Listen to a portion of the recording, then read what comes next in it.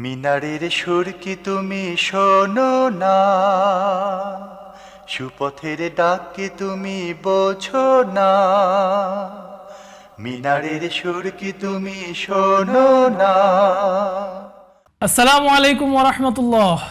আলহামদুলিল্লাহি রাব্বিল আলামিন ওয়াসসালাতু ওয়াসসালামু আলা আশরাফিল আমবিয়াই ওয়াল মুরসালিন নবিয়িনা মুহাম্মদ ওয়া আলা আলিহি ওয়া আসহাবিহি আজমাইন, আম্মা বাদ। সুপ্রিয় দর্শক, দূরেও কাছে বিশ্বের যে প্রান্ত থেকে দেখছেন, আপনাদেরকে মাহে রমাদানের শুভেচ্ছা। শুরু করছি আপনাদের প্রিয় চ্যানেল জিটিভির পর্দায় বিআরবি কেবলস নিবেদিত জিজ্ঞাসা ও জবাব অনুষ্ঠান, powered by BRB hospitals limited. আপনাদের সাথে পুরো অনুষ্ঠান জুড়ে আছি আমি মোহাম্মদ সাজিদুল ইসলাম। জীবন ঘনিষ্ঠ প্রশ্নের সরাসরি সমাধানমূলক অনুষ্ঠান জিজ্ঞাসা ও জবাব। আপনাদের করা নানা প্রশ্নের সরাসরি সমাধান দিতে আমাদের সাথে আজকে দেশের একজন বিজ্ঞ ইসলামিক স্কলার উপস্থিত আছেন।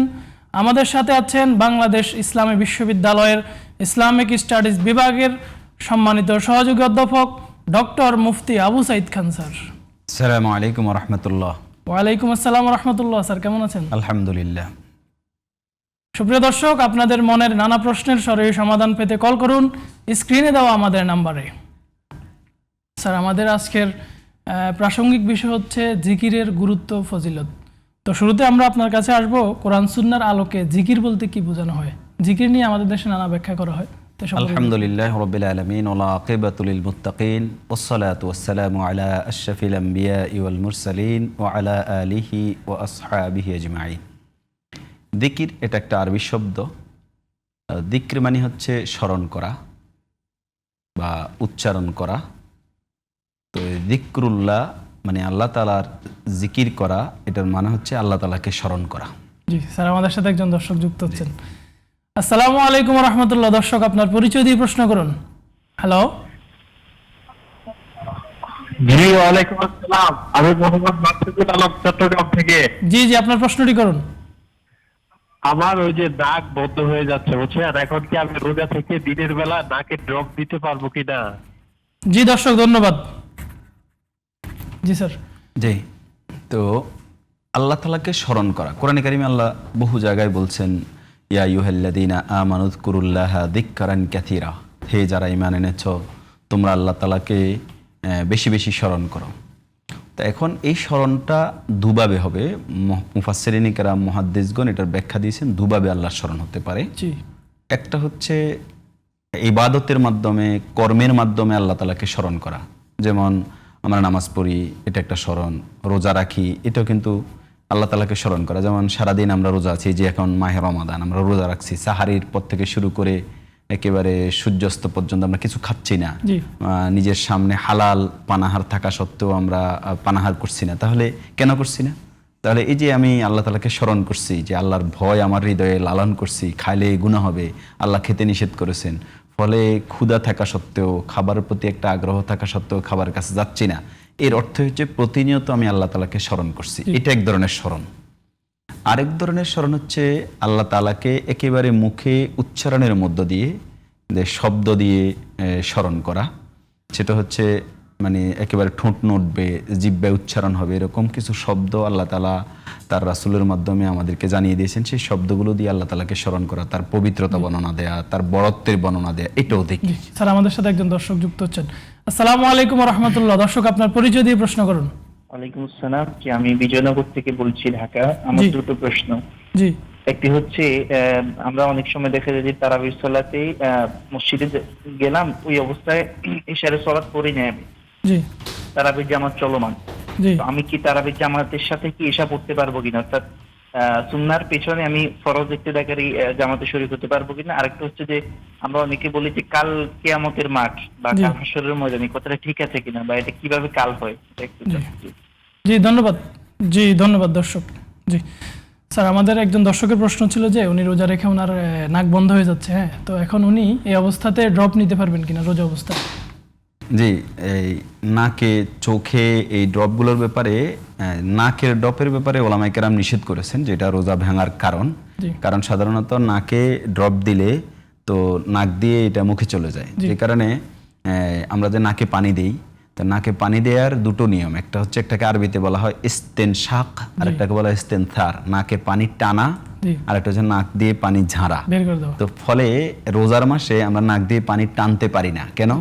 যে পানি মুখে চলে যেতে পারে। তো নাকের ড্রপটা এটা মুখে চলে যায়, জিহ্বা আর একেবারে গোড়ায় চলে যায় এবং এটা পেটে চলে যাওয়ার যথেষ্ট সম্ভাবনা রয়েছে। এজন্য নাকের ড্রপ দেওয়া জায়েজ নেই। যদি এটা মুখে চলে যায় তাহলে রোজা ভেঙে যাবে। জি স্যার, আপনাকে ধন্যবাদ। স্যার, আমাদের সাথে আরেকজন দর্শক যুক্ত আছেন। আসসালামু আলাইকুম ওয়া রাহমাতুল্লাহ। দর্শক, আপনার পরিচয় দিয়ে প্রশ্ন করুন।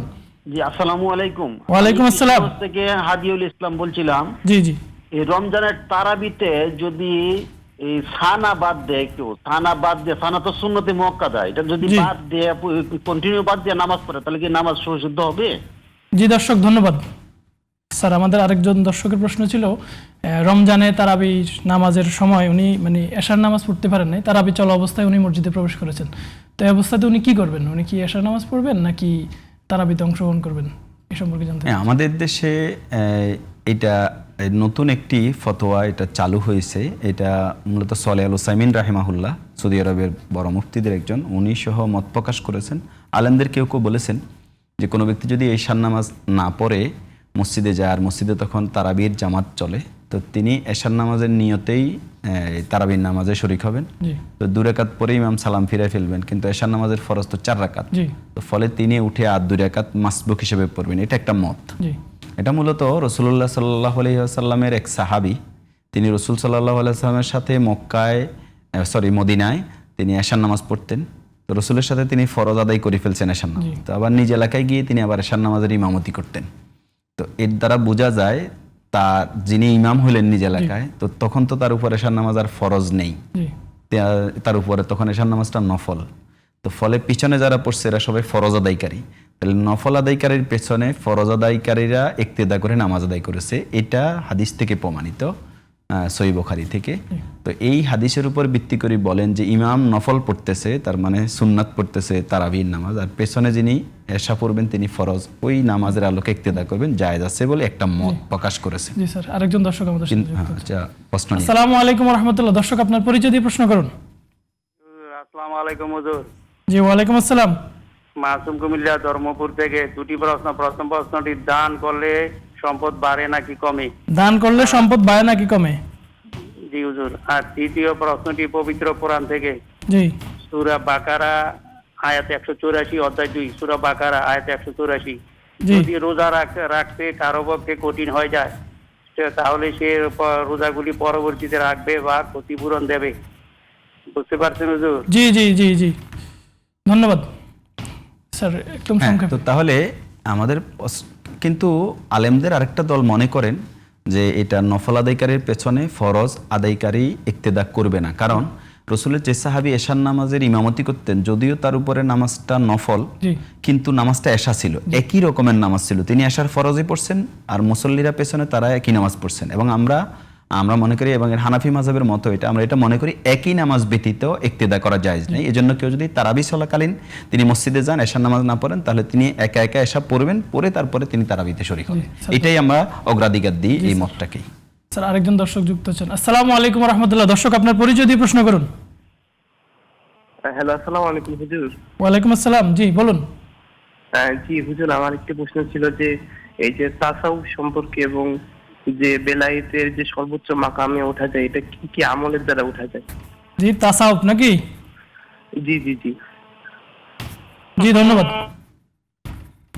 স্যার। আরেকজন দর্শকের প্রশ্ন ছিল যে আমাদের সাধারণত বলেন যে কাল কিয়ামতের মাঠ, তো এই কাল কিয়ামতের মাঠ বলতে কি বোঝানো হয়েছে, উনি এটা সম্পর্কে জানতে চেয়েছেন। কাল মানে হচ্ছে এই আগামীকাল। আরবি শব্দ কাল বুঝাতে গাদ্দুন শব্দ ব্যবহার হয়, এবং কোরআন কারীমে এর ব্যবহার আছে গাদ বলতে, যেমন ইয়া আইয়ুহাল্লাযিনা আমানুত্তাকুল্লাহা ওয়াল তানজুর নাফসুম মা কাদ্দামাত লিগাদিন, যে হে ঈমানদারেরা তোমরা আল্লাহ তাআলাকে ভয় করো এবং তোমরা আগামী দিনের জন্য কি পাঠাচ্ছ সে ব্যাপারে তোমরা ভালো করে লক্ষ্য করো। তো আগামী দিন বলতে এখানে কি পাঠাচ্ছে, মানে কোন নেক আমলটা সে আগামী দিনে পাবে, মানে আগামী দিন বলতে কিয়ামতের মাঠে পাবে। তো এই দ্বারা কাল বোঝানোর দ্বারা এটা একটা আগামী সময়কে বোঝায়, আর কোরআন কারীমের বক্তব্য দ্বারা তা বোঝায় যে কিয়ামত অতি নিকটে। এই হিসেবে কাল কিয়ামতের মাঠ এই কথা বললে ফিউচার বোঝায়, মানে ভবিষ্যতের কিয়ামতের মাঠ বোঝায়, এতে খুব অসুবিধা নেই। এরকম ব্যবহার আরবিতেও আছে এবং এটার অনুবাদ হিসেবে বাংলাতে ব্যবহার হয়, অসুবিধা নেই। স্যার ধন্যবাদ স্যার, একদম সংক্ষেপে আমরা আপনার কাছ থেকে উত্তরগুলো জানতে চাইবো।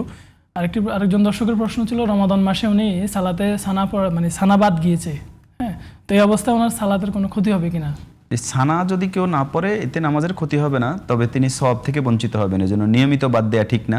কখনো যদি ভুলে বাদ হয়ে যায় অথবা ইমামের সাথে নামাজ পড়ে রুকুতে চলে যাচ্ছে, তখন ছানা পড়তে পারেন না, এরকম হতে পারে, কিন্তু নিয়মিত তিনি বাদ দেবেন না, তাহলে তিনি সওয়াব থেকে বঞ্চিত হবেন, তবে তার নামাজ হয়ে যাবে ইনশাআল্লাহ। স্যার, আরেকজন দর্শকের প্রশ্ন ছিল যে আমাদের দেশে সাধারণত বলা হয় যে দান করলে সম্পদ বাড়ে, তো এটা আসলে কিভাবে বাড়ে এই সম্পর্কে দর্শক জানতে চেয়েছেন।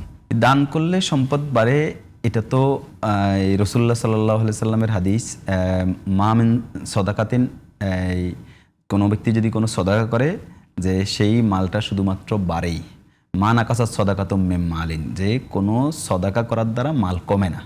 তো এই বাড়ার দুটো দিক, একটা দিক হচ্ছে আল্লাহর কাছে বাড়ে, তার মানে আল্লাহ সওয়াব অনেক বৃদ্ধি করে দেন। এবং সহিহ বুখারীতে হাদিস আসছে, তোমরা যদি একটা খেজুর আল্লাহর রাস্তায় সদাকা করো, সেটাকে আল্লাহ তাআলা পালেন।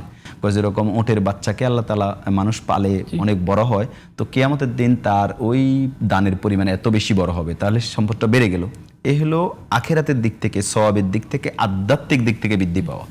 দ্বিতীয়ত দুনিয়ার দিক থেকেও বৃদ্ধি পায়। দুনিয়ার দিক থেকে দুভাবে বৃদ্ধি পায়। একভাবে বৃদ্ধি পায় হচ্ছে তার যদি লাভের পরিমাণ অন্য দিক থেকে আল্লাহ তাআলা বাড়িয়ে দেন, এ হতে পারে। এবং এটা কি বলে, বাহ্যত হয়তো দেখা যাবে না, কিন্তু আল্লামা আমাদের দেশের একজন ভালো অর্থনীতিবিদ শরীফ হুসাইন, অধ্যাপক শরীফ হুসাইন, তিনি খুব সুন্দরভাবে দেখিয়েছেন।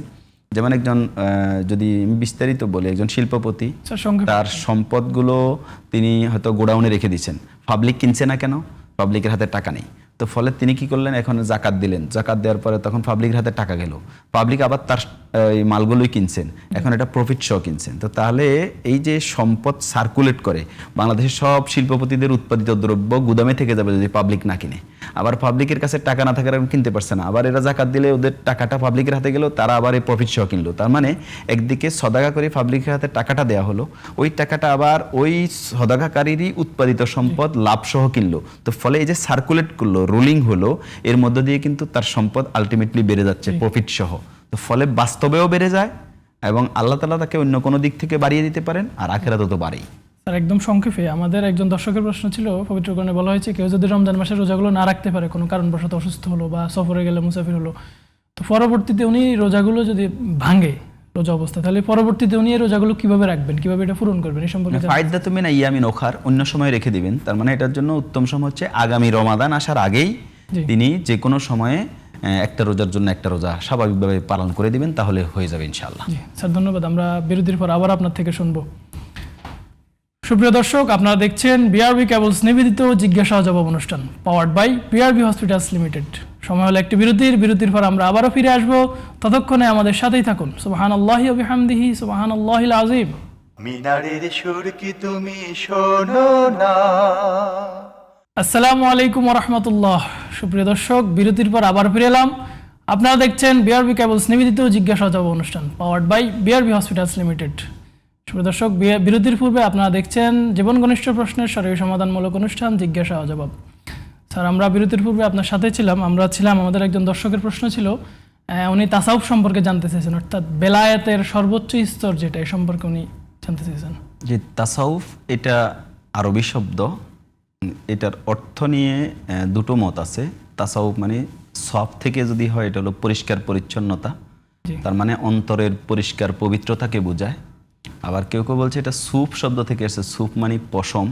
পূর্ববর্তী যে সকল আলেম ওলামা যারা জিকির আজকার নিয়ে আল্লাহর ইবাদতে বেশি ব্যস্ত থাকতেন, এদের মধ্যে অনেকেই এই পশম জাতীয় জামা বা পোশাক জুতা পরতেন, তো ফলে এদেরকে সুফি বলা হতো, এখান থেকে তাসাউফ আসছে। যাই হোক, কিন্তু তাসাউফ শব্দটা ইসলামের পরবর্তী পরিভাষা। রাসূলুল্লাহ সাল্লাল্লাহু আলাইহি ওয়াসাল্লামের যুগে এবং সাহাবীদের যুগে মূলত এই তাসাউফ বলতে যেই আধ্যাত্মিকতা, আল্লাহর সাথে সম্পর্ক, অন্তরের পবিত্রতাকে বোঝায়, এটার আরবি পরিভাষা কোরআন এবং হাদিসে যেটা আসছে সেটা হচ্ছে তাজকিয়াতুন নফস, অন্তরের পবিত্রতা। কোরআনে কারিমে আল্লাহ তাআলা বলছে কাদ আফলাহা মান তাযাক্কা, অন্য আয়াতে আল্লাহ তাআলা বলছে কাদ আফলাহা মান যাক্কাহা, যে ব্যক্তি পরিশুদ্ধতা অবলম্বন করে, অন্তরের পবিত্রতা অবলম্বন করে, সে ব্যক্তি সফল হয়ে গেল। তো এই জন্য ভেলায়াত মানে হচ্ছে অলির, এটা ভেলায়াত, এটা একটা আরবি শব্দ, এটা মানে আল্লাহর অলি হয়ে যাওয়া।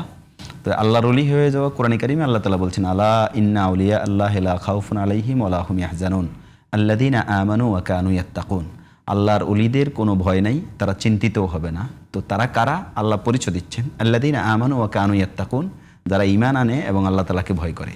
অতএব এই আল্লাহর ওলি হয়ে যাওয়ার বেলায়াতের সর্বোচ্চ স্তর হচ্ছে ওটি, যার ঈমানের সর্বোচ্চ স্তরে তিনি পৌঁছান এবং আল্লাহ তাআলাকে ভয় করার ক্ষেত্রে সবচেয়ে বেশি ভয় করতে পারেন। তিনি যত বেশি ভয় করে জীবন ধারণ করবেন, যত বেশি ভয় করে গুনাহ থেকে বিরত থাকবেন, ইবাদত বেশি করবেন, তিনি তত বেলায়াতের স্তরে উন্নীত হবেন। এইভাবেই তিনি সর্বোচ্চ স্তরে যাবেন এবং এটার কোনো সীমা নেই। অর্থাৎ যার ঈমান যত বেশি উন্নত হবে, যার তাকওয়া যত বেশি উন্নত হবে, তিনি বেলায়াতের সর্বোচ্চ স্তরে যাবেন। জি স্যার, ধন্যবাদ স্যার। আমরা আপনার কাছে প্রাসঙ্গিক বিষয়ে জানতে চাইছিলাম যে জিকির সম্পর্কে, কোরআন সুন্নাহর আলোকে জিকির বলতে কি বুঝি? যে আমরা জিকির সম্পর্কে এটা বলছিলাম যে জিকির একটা হচ্ছে ইবাদতের মধ্য দিয়ে, এই কর্মের মধ্য দিয়ে স্মরণ করা। যেমন কোরআনে কারিমে আল্লাহ তাআলা বলছেন, কুলু ওয়াশরাবু কুলু মিন তাইয়্যিবাতি মা রাযাকনাকুম ওয়াশকুরু লিল্লাহ ইন কুনতুম ইয়্যাহু তা'বুদুন। তোমরা যদি আল্লাহর ইবাদত করে থাকো তাহলে শুকর আদায় করো, তোমরা খাও এবং পান করো। তার মানে আল্লাহ যা হালাল করেছেন সেটা খাও এবং পান করো, এরপরে শুকরিয়া আদায় করো। শুকরিয়াটাও জিকির। যেমন আমরা আলহামদুলিল্লাহ বলি, তো এটাও একটা জিকির। তার মানে আল্লাহর ইবাদতটাও জিকির। তার মানে আমরা এটা কর্মের মাধ্যমে জিকিরটা করব। আবার একটা হচ্ছে মুখে উচ্চারণ করা। তো এই মুখে উচ্চারণ করে আল্লাহর পবিত্রতা বর্ণনা করা, আল্লাহর বড়ত্ব বর্ণনা, আল্লাহু আকবার, আল্লাহ বড়, সুবহানাল্লাহ, আল্লাহ পবিত্র, আলহামদুলিল্লাহ, সকল প্রশংসা আল্লাহর, এগুলো উচ্চারণ করা। যেমন আফদালুদ যিকরি কাউলু লা ইলাহা ইল্লাল্লাহ, রাসূলুল্লাহ সাল্লাল্লাহু আলাইহি ওয়াসাল্লাম বলছেন সর্বোত্তম জিকির হচ্ছে লা ইলাহা ইল্লাল্লাহ, আল্লাহ ছাড়া আর কোনো মাবুদ নাই, ইলাহ নেই, এই কথা ঘোষণা দেয়া। তাহলে এগুলো মুখে উচ্চারণ করা। আলবানী রাহিমাহুল্লাহ হাদিসটাকে সহিহ বলেছেন। ইমাম আবু নুআইম ইসফাহানি রাহিমাহুল্লাহ তার হিলিয়াতুল আউলিয়া গ্রন্থে এই হাদিসটা আনছেন যে এক বেদুইন এসে রাসূলুল্লাহ সাল্লাল্লাহু আলাইহি ওয়াসাল্লামকে জিজ্ঞাসা করছেন যে সর্বোত্তম আমল কোনটি? আল্লাহ রাসূল সাল্লাল্লাহু আলাইহি ওয়াসাল্লাম বললেন যে তুমি মরে যাবা আর ওয়ালিসানুকা রাতাবাম মিন যিকরিল্লাহ, আর তোমার জিহ্বাটা তখনও আল্লাহর জিকিরে ভেজা থাকবে। তার মানে জিহ্বাটা ভিজবে, তার মানে তখনও সে জিহ্বা কি করতেছে? উচ্চারণ করতেছে। এবং আপনি খুব চিন্তা দেখবেন, এটা খুব ইন্টারেস্টিং বিষয়। দেখবেন জিকিরের মধ্যে সর্বোত্তম জিকির বলা হয়েছে লা ইলাহা ইল্লাল্লাহকে। তো জিকির করতে জিহ্বা লাগে, ঠোঁট লাগে। এবং সহিহ মুসলিমের আরেক হাদিসে আসছে ওয়া তাহাররাকাত বি শাফাতা, যে আনা মা হু ইদা যাকারানি, আমি তার সাথে থাকি, বান্দার সাথে আল্লাহ তখন থাকেন যখন বান্দা আল্লাহ তাআলার কি করে? জিকির করে। ওয়া তাহাররাকাত বি শাফাতাহু, এবং তার দুটি ঠোঁট নড়ে। তার মানে জিহ্বা ভেজা থাকবে, ঠোঁট নড়বে, এটা দ্বারা বোঝা যায় উচ্চারণ। তো এই উচ্চারণের মধ্যে সাধারণত মুমূর্ষু অবস্থায় মানুষ যখন থাকে, তো তখন তার জিহ্বা অনেক সময় শুধু নড়ে, ঠোঁটটাও নাড়াতে পারে না, এমন শক্তি তার থাকে না। এবং আপনি দেখবেন লা ইলাহা ইল্লাল্লাহ উচ্চারণ করতে গিয়ে শুধু জিহ্বার দরকার হয়, ঠোঁটেরও দরকার হয় না। আপনি উচ্চারণ করে দেখেন লা ইলাহা ইল্লাল্লাহ। এবং অর্থাৎ মুমূর্ষু অবস্থায় যখন তার কোনো শক্তি নেই, ঠিক সে সময়ও কিন্তু সে চাইলে লা ইলাহা ইল্লাল্লাহ উচ্চারণ করতে। আমাদের সাথে একজন দর্শক যুক্ত হচ্ছেন। আসসালামু আলাইকুম ওয়া রাহমাতুল্লাহ। দর্শক, আপনার পরিচয় দিয়ে প্রশ্ন করুন। ওয়ালাইকুম আসসালাম ওয়া রাহমাতুল্লাহ। আমি বিজয়নগর থেকে বলছি। জি, আমার প্রশ্ন হচ্ছে যে দেখা যায় যে অনেক সময় বাচ্চারা বা মানে নামাজের কাতারের সামনে দিয়ে জি, চলাফেরা করে, তো এক্ষেত্রে মানে ইসলামের বিধান কি? কাতারের নামাজের জামাতের সামনে বা কাতারের সামনে দিয়ে চলাফেরা করার বিধানটা কি জানতে চাই। জি, ধন্যবাদ দর্শক। স্যার, আমাদের একজন দর্শকের প্রশ্ন ছিল যে নামাজের সময় বাচ্চারা, ছোট বাচ্চারা দেখা যায় যে নামাজের কাতারের সামনে দিয়ে হাঁটে, এই সম্পর্কে ইসলাম কি বলে? রাসূলুল্লাহ সাল্লাল্লাহু আলাইহি ওয়াসাল্লামের হাদিস হচ্ছে সহিহ বুখারীর হাদিস, কোনো ব্যক্তি যদি এই নামাজের সামনে দিয়ে হাঁটার অপরাধ সম্পর্কে কেউ জানতো তাহলে 40 পর্যন্ত সে দাঁড়িয়ে থাকতো। তো সাহাবী বলছেন যে আমি জানি না রাসূলুল্লাহ সাল্লাল্লাহু আলাইহি ওয়াসাল্লাম 40 দিনের কথা বলছেন না 40 বছর না 40 মাসের কথা বলছেন। তার মানে এটা খুবই জঘন্য গুনাহ নামাজের সামনে দিয়ে অতিবাহিত হওয়া। তো এখন কতটুকু সামনে দিয়ে অতিবাহিত হবে এটা নিয়ে আলেমদের মধ্যে অনেক মত আছে।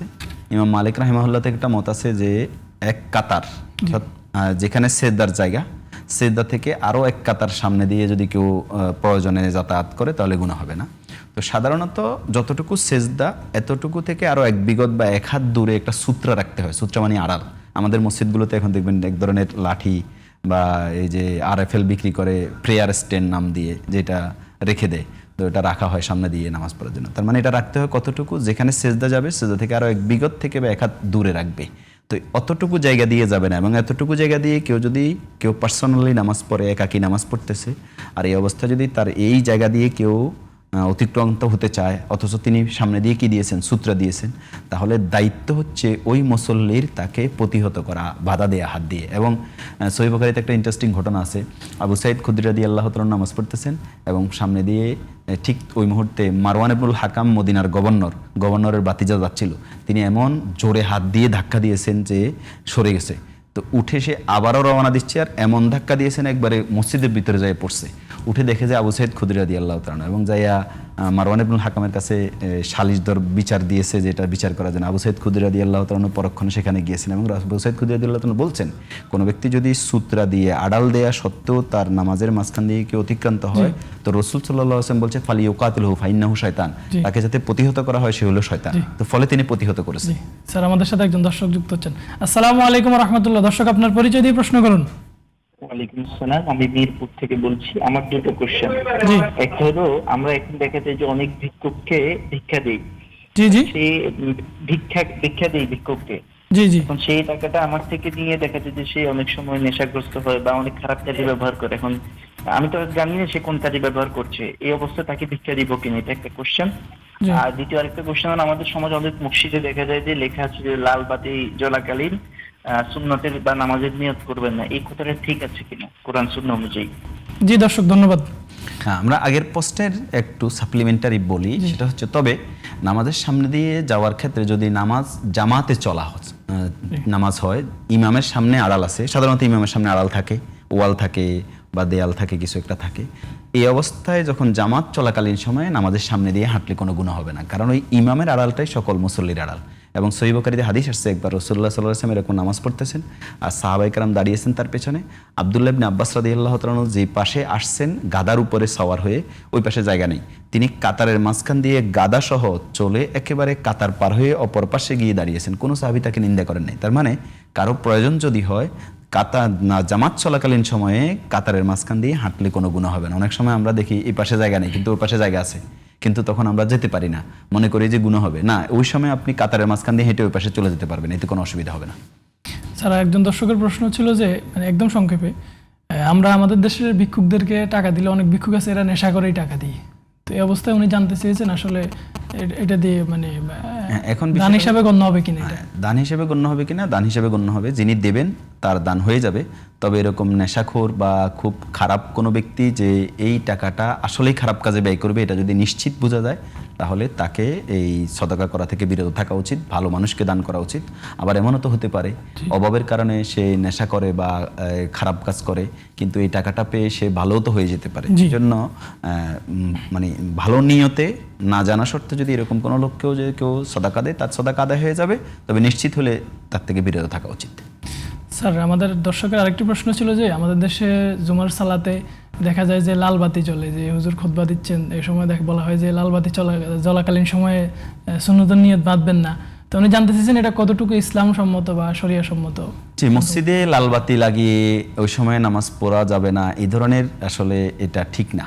এটা আমাদের দেশে সুন্নতের খেলাফ, যে কোনো ব্যক্তিকে নামাজের জন্য আমি নিষেধ করব কেন, এবং লালবাতি জ্বলাকালীন সময়ে নামাজ পড়তে পারবে না, এটা তো শরীয়তের কোনো প্রসঙ্গ এটাতে নাই। এজন্য মসজিদে এরকম লালবাতি রাখাটা এটা শরিয়া সম্মত না, আমরা মনে করি এটা এরকম রাখা উচিত না। বরং কোন কোন সময় নামাজ পড়া যাবে না এটা তো শরীয়তে নির্ধারিত আছে। সূর্য ওঠার সময়, ফজরের সময় নামাজ পড়া যাবে না, তারপরে সূর্য ডুবার সময় নামাজ পড়া যাবে না, আর সূর্য যখন মাথার উপরে থাকবে তখন নামাজ পড়া যাবে না। ইমাম সাহেব যখন খুতবা দিবে তখন নামাজ পড়া যাবে না যারা মসজিদে আছে, কিন্তু যারা মসজিদে আগমন করবে তাদের নামাজ পড়ার ব্যাপারে তো মত আছে, যা দেখালা আহাদুকুমুল মসজিদে ফালিয়ার কারাকাতাইন ক্বাবলা আন ইয়াজলিসা, তোমাদের কেউ যখন মসজিদে প্রবেশ করে সে বসার আগে 2 রাকাত নামাজ পড়বে। এবং এই সহিহ বুখারীর হাদিস দ্বারা আলেমদের বিরাট অংশ মত প্রকাশ করেছেন খুতবা চলাকালীন সময়ে মসজিদে প্রবেশ করে 2 রাকাত নামাজ পড়া যাবে, এজন্য লালবাতি রাখা ঠিক না। জি স্যার, আপনাকে অসংখ্য ধন্যবাদ কষ্ট করে আমাদেরকে সময় দেওয়ার জন্য। আপনাকে আশা করছি আপনার কথার দ্বারা আমাদের দর্শকরা উপকৃত হবে ইনশাআল্লাহ। আল্লাহুম্মা আমিন। সুপ্রিয় দর্শক, আপনারা দেখছেন বিআরবি কেবলস নিবেদিত জিজ্ঞাসা জবাব অনুষ্ঠান powered by BRB hospitals limited. আমরা অনুষ্ঠানের একেবারে শেষ পর্যায়ে চলে এসেছি, আজকে বিদায় নেওয়ার পালা। আগামী দিন একই সময় একই টিভির পর্দায় হাজির হয়ে যাব, ততক্ষণে আল্লাহ রাব্বুল আলামিন আপনাদেরকে ভালো রাখুন। সুবহানাকাল্লাহুম্মা ওয়া বিহামদিকা আশহাদু আল্লা ইলাহা ইল্লা আনতা আস্তাগফিরুকা ওয়া আতুবু ইলাইক। আসসালামু আলাইকুম ওয়া রাহমাতুল্লাহ। মিনারের সুর কি তুমি শোনো না?